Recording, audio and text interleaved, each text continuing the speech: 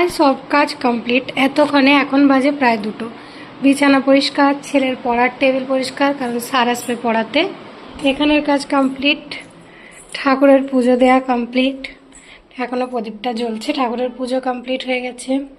তারপর এখানে রান্নাঘর ক্লিন পুরো হয়ে গেছে, রান্নাঘর ক্লিন করা হয়ে গেছে। এখানে বানিয়েছি ভাত, এটা এই যে ভাত আছে এখানে আমার ছেলের আর কাজের মেয়ের। আমি একটুখানি ভাত খাবো সামান্য, আমি ভাত এখন খাই না যেহেতু।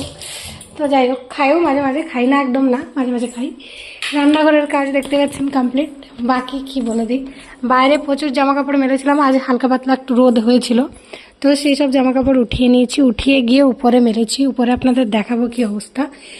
ড্রয়িং রুমটা পুরো ঝাড়াঝুড়ি করে পরিষ্কার পরিচ্ছন্ন করে দিয়েছি, আজকে নতুন ঝুল ঝাড়া কিনেছি তার জন্য।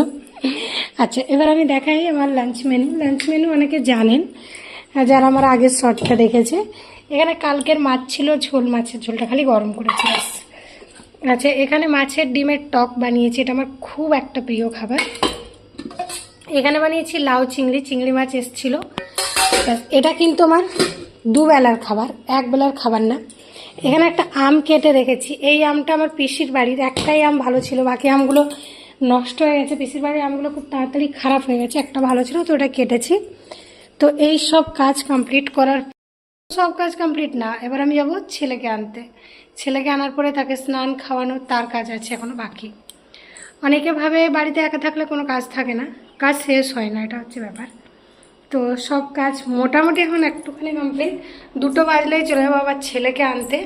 ছেলেকে পিছন থেকে লাইট আসছে, ছেলেকে নিয়ে চলে আসবো। ছেলেকে এনে একবার স্নান করাবো, খাওয়াবো। খাওয়ার পর ওর টিউশন স্যার আসবে, আর আমি স্যার পড়িয়ে যাওয়ার পরে মা আর ছেলে মিলে একটুখানি রেস্ট করব। তো চলুন নেক্সট ব্লগে দেখা হচ্ছে।